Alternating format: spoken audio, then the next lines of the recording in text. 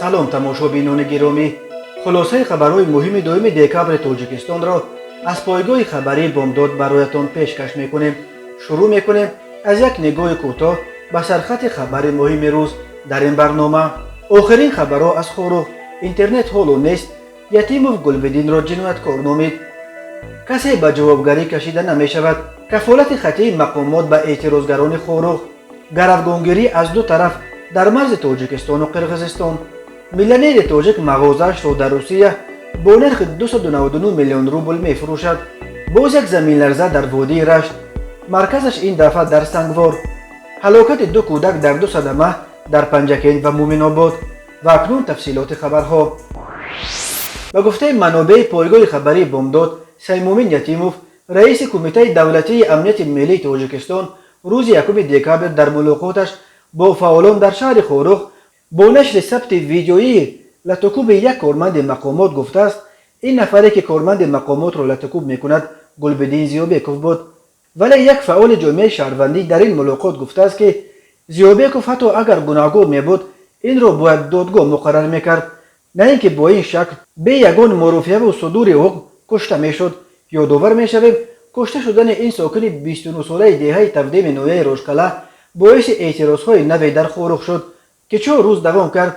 طبق توافقی که روز 28 نوامبر در پی 10 ساعت مذاکرات مقامات ولایت مختار کوهستان بدخشان با اعضای کمیسیون 44 که اعتراضگران انتخاب کرده بودند، مقامات برخی شرطهای تظاهرگران را پذیرفته، از جمله راضی شدند که مرگ زیوبیکوف زیر نظر کمیسیون 44 تحقیق کرده شود. مقامات همچنین وعده داده بودند که صبح 30 نوامبر اینترنت و علاقه موبیلی را در خوروغ و اطراف آن برقرار میکنند، ولی بنا به اطلاع دریافته علاقه موبیلی و آن هم قسما برقرار گردیده اینترنت تا حال دسترس نیست.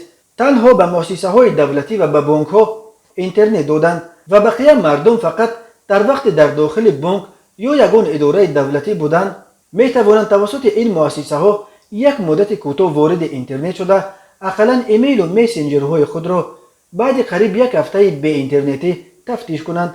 دیگر هیچ، گفت در صحبت با بامداد یک ساکن خوروغ که از داخل یک بانک محلی وارد اینترنت شده بود. در مسئله تحقیق پرونده گلبدین زیوبیکوف نیز تا کنون پیشروی به نظر نمی رسد. در مطبوعات دولتی او را همچنین جنایتکار و اعتراضهای اخیر در خوروغ را کار دست سرکرده های گروه های جنایی نام میبرند. از جمله در یک مقاله مفصلی که مقامات امنیتی توسط رسانه های زیر نظارت خود پهن کردند گفته می شود که لیدرهای غیر رسمی خوروغ از جمله محمد باقروف اعتراضگران را با عرق و شراب و بنگ و چرس تامین میکردند تا که ترک میدان نکنند. در مقاله همچنین ادعا می شود که گویا روز 27 نوامبر بعد سخنرانی رئیس ولایت علیشیر میرزونبات مردم میخواست ترک میدان کنند، ولی سرکرده های گروه های جنایی از این ترسیده حمله با سنگ به ضد رئیس ولایت را تشکیل کردند که در نتیجه دپوتات پارلمانت عزیز گیوزاده و 2 منصبدار دیگر جراحت برداشته یک ماشین دولتی را نیز سنگباران کردند.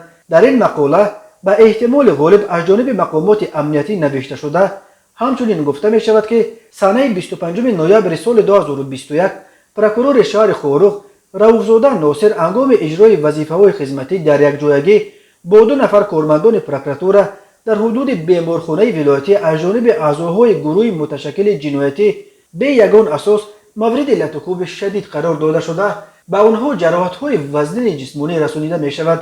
در مقاله همچنین درباره حمله به کارمندان مقامات و زده گرفتن سلاح‌های آنها، زده شکستن تیره‌های بنای حکومت ولایت و حتی درباره کوشش حمله به اتریاد سرحدی خوروغ در شب 25 نوامبر ادعا می شود.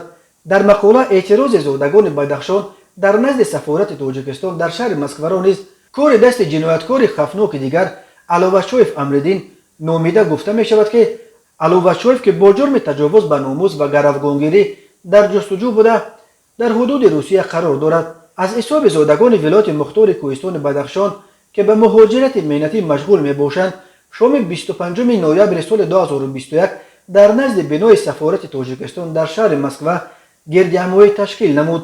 در مقاله همچنین گفته می شود که مقامات نسبت به سرکردگان گروه های جنایی وابسته به حادثه های اخیر پرونده های جنایتی باز کردند و اگر آنها اختیاراً به مقامات تفتیشاتی حاضر نشوند نسبتشان چاره های قطعی اندیشیده خواهد شد. این در حالی است که در مذاکرات مقامات با نمایندگان اعتراضگران مقامات با امضای مهر وعده دادند که کسی از اشتراکیان اعتراضها به جوابگری کشیده نخواهد شد. یک منبع نزدیک به کمیسیای 44 روز 2 دکامبر در صحبت با پایگاه بامداد این مقاله امنیتی ها را ادامه جنگ اطلاعاتی نامیده و گفت مقامات با این دعواهای بی اساس میخواهند اشتباههای جدی خود را در حوادث اخیر خورخ بپوشانند.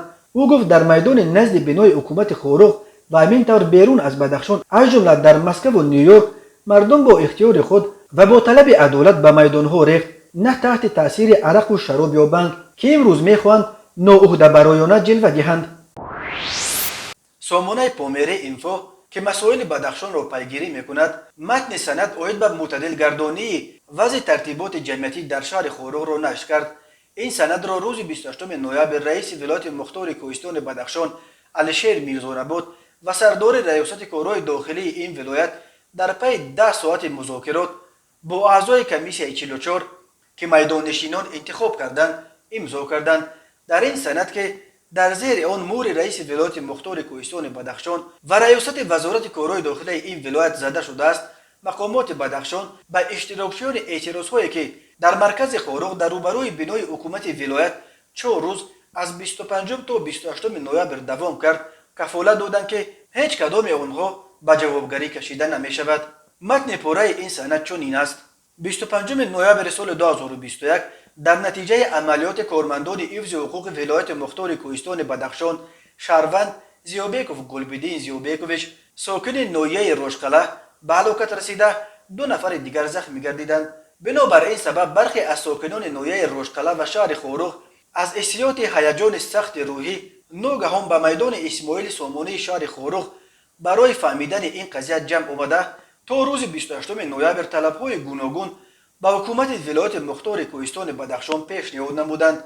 هنگام بردن کارهای فرماندهی شهروندان جمع آمده از احساس آنکه گردهمایی غیر قانونی محسوب می شود از میان آنها گروه کاری تشکیل نموده برای همکاری با ساختارهای دولتی پیشنهاد کرده شده دیگران اختیاراً میدان را ترک می نمایند.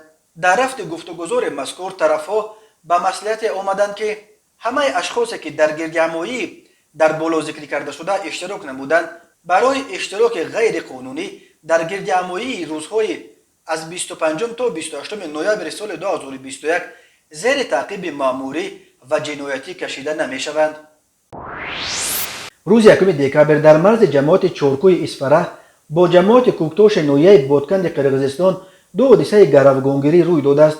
بنا به خبرها از طرف تاجیکستان ساکن دیهه دغمه قرقیزستان ایداروف را بازداشت کردند و در پاسخ ساکنان دغمه معلم مکتب رقم 64 محله سامانیان جماعت چورکو کمالالدین صابروف را گروگان گرفتند.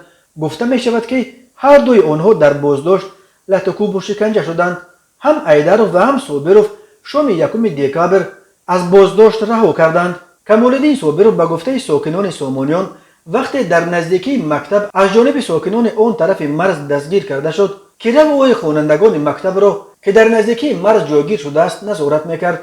نبیخان نبیف مدیر مکتب رقم 64 دیهه سامانیان به رادیوی آزادی گفت از معلم خواهش کرده بودم که رفت آمد بچه ها را نظارت کنند. یک گروه از ساکنان محلی قرقیزنشین او را به ماشین بار کرده بردند. بگویی با دخالت کارمندان حفظ حقوق و ترتیبات رها کردند. نشانبای صابروف پسر کمالالدین صابروف در صحبت کوتاه تلفنی گفت پدرم را خیلی عذاب دادند و حال او در بیمارخانه بستری است. ایداروف بعد رهاییش به ژورنالیستان قرقیز گفته است که روز 1 دکامبر وقتی بازداشت شد که به سراغ یک گاو میخ شروکنده از خانه برآمده به طرف مرز تاجیکستان رفت. او میگوید که وی را پسر همسایه تاجیکش دستگیر کرد. ایداروف گفته است که او را به تاخانه مکتب محلی سامانیان برده شکنجه دادند ولی بعدا میلیساهای تاجیک وی را از آنجا بیرون آورده آب دادند که سر رویش را بشوید و با این نصیحت که مرد صلح خورده است و کاری نکند که باز مناقشه شود جواب دادند. با گذشت 30 سال از سقوط اتحاد شوروی از 970 کیلومتر مرز تاجیکستان و قرقیزستان تا کنون تنها کمی بیشتر از 500 کیلومترش تعیین و علامت گذاری شده است. در پایان ماه اپریل سال جاری بر اثر زدوخوردهای مسلحانه در مرز قرقیزستان و تاجیکستان 55 نفر کشته و حدود 240 کس زخمی شد. این زدوخوردها خونین‌ترین مناقشه در تاریخ مناقشه‌های مرزی آسیای مرکزی بعد از فروپاشی اتحاد شوروی دانسته می شود. نشریه معتبر روسی کامرسانت خبر داد که سابق کینوتئاتر ایسکرا در کوچه مکارینکای شهر پرم روسیه به فروش گذاشته شده است. در اعلان نشر شده در سامانه اعلان‌های اویتو گفته شده است که این مرکز سودا را سفرعلی قلندروف به فروش مانده است. سفرعلی پسر عبدالسلیم قلندروف یک صاحبکار معروف تاجیک است که در شهر و کشور پرم روسیه یک سلسله مغازه‌های فروش لباس و پایافزال را با نام میر میچرخاند. مساحت زمین فروشگاه فروشی زیر 3000 متر مربع بوده. مساحت خود بنا 3277 متر مربع بوده است. صاحبان تاجیکش این مرکز سودا را با نرخ 299 میلیون روبل یعنی 4 میلیون دلار به فروش گذاشتند. کینوتئاتر ایسکرا در پرم سال 1971 ساخته شده. سال 2003 شهرداری آن را در مزایده با نرخ 19 میلیون و 950 هزار روبل فروخت. صاحبان نوش کینوتئاتر را به مرکز سودا تبدیل دادند. آن چند دفعه از دست به دست فروخته شد و سال 2018 با نرخ الکی 145 میلیون روبل دیگر باره به فروش گذاشته شد. در پایان سال 2019 کینوتئاتر سابق را صاحبکار تاجیک عبدالسلیم قلندروف خرید. بنا به اطلاع پایگاه دوگیس در حال حاضر در دو قبط این کینوتئاتر سابق مغازه فروش لباس و پایافزال میر جایگیر شده است. اخیراً گزارش شده بود که ماه ایون سال 2021 عبدالسلیم قلندروف از صاحبکاران پرم ایلیا ژوکوف و آنا بیزدومنیکووا سابق مرکز سودای ویوات در شورای کسمنافها 240 در منطقه ورخنی مولی را خرید. این بنای دو قبطه با نرخ 270 میلیون روبل تقریبا 3 میلیون دلار به فروش گذاشته شده بود. مساحت سابق گیپرمارکت ویوات 61000 متر مربع و زمین زیرش 3100 متر مربع را تشکیل داده. در آن مغازه های چون دبرچن، مارکر ایگروشکا و تباکو پرم جایگیر شدند. احتمال می رود که عبدالسلیم قلندروف اکنون تجارتش را شاید به این بنای کلانتر کوچانده نیست. نام عبدالسلیم قلندروف یک دفعه سال 2016 وقتی به سرخط خبرها افتاد که پلیس پرم او را برای در دو مغازه‌اش به فروش گذاشتن غیر قانونی پایافزال ورزشی با تمغه شرکت مشهور ایکو به جوابگری مأموری کشیده بود. چند سال پیش سفارت تاجیکستان در روسیه گفته بود که بیش از 100 نفر از زادگان تاجیکستان در روسیه از حساب تجارت موفق خود به حساب دلار میلیونر شدند. ولی به فرق از زادگان ازبکستان که دست کم 3 زاده این کشور میلیاردر شدند، هنوز از میان مهاجران تاجیک نفران با ثروت میلیاردی برنخسته است. صبح 25 دکامبر ساعت 5:06 دقیقه به وقت محلی باز یک زمین لرزه وادی رشت را در شرق تاجیکستان تکان داد. کمیته حالتهای فوق‌العاده تاجیکستان خبر داد که مرکز زمین لرزه در 120 کیلومتری شمال و شرقی پایتخت شهر دوشنبه در حدود ناحیه سنگوار سابق طویل‌دره جایگیر شده. شدت زمین لرزه در مرکزش طبق جدول ریختر 3 بال و در مرکز ناحیه سنگوار 3 بال را تشکیل داده است. در نتیجه زمین لرزه یگان تلفات جانی یا خسارات به قید گرفته نشده است. گفته می شود در خبر کمیته حالتهای فوق‌العاده مرکزهای بین المللی زلزله نگاری خبر دادند که مرکز زمین لرزه اخیر در 32 کیلومتری شمال و شرقی دربند جایگیر شده. زمین در عمق 10 کیلومتر لرزیده است. این مرکزهای زلزله نگاری شدت زمین لرزه اخیر را در مرکزش طبق جدول ریختر 4/3 بال برآورد کردند که از حساب زلزله نگاران محلی فرق می کند. در 2 روز اخیر این بار دوم است که در تاجیکستان زمین تکان می خورد. صبح 1 دکامبر باز هم در وادی رشت زمین لرزه رخ داد که شدتش در مرکز این آفت طبیعی در 44 کیلومتری شرق شرق غرب 4 بال را تشکیل داده است. تاجیکستان در یک منطقه زلزله خیز قاره آسیا جایگیر شده. هر سال در قلمروش صدها زمین جنبی ثبت می شود. یادآور می شویم دوم ایول سال جاری بر اثر زمین لرزه در وادی رشت 5 ساکن ناحیه تاجیک‌آباد به هلاکت رسیده. در این ناحیه و ناحیه رشت بیش از 200 خانه خراب شدند. و حالا یک مرور کوتاه به اخبار کریمینالی و حادثه‌های ناخوش روز. مرکز مطبوعات وزارت کارهای داخلی تاجیکستان خبر داد که روز 1 دکامبر در 2 صدمه در پنجکند و مومن آباد 2 کودک بر اثر صدمه‌های نقلیاتی به هلاکت رسیدند.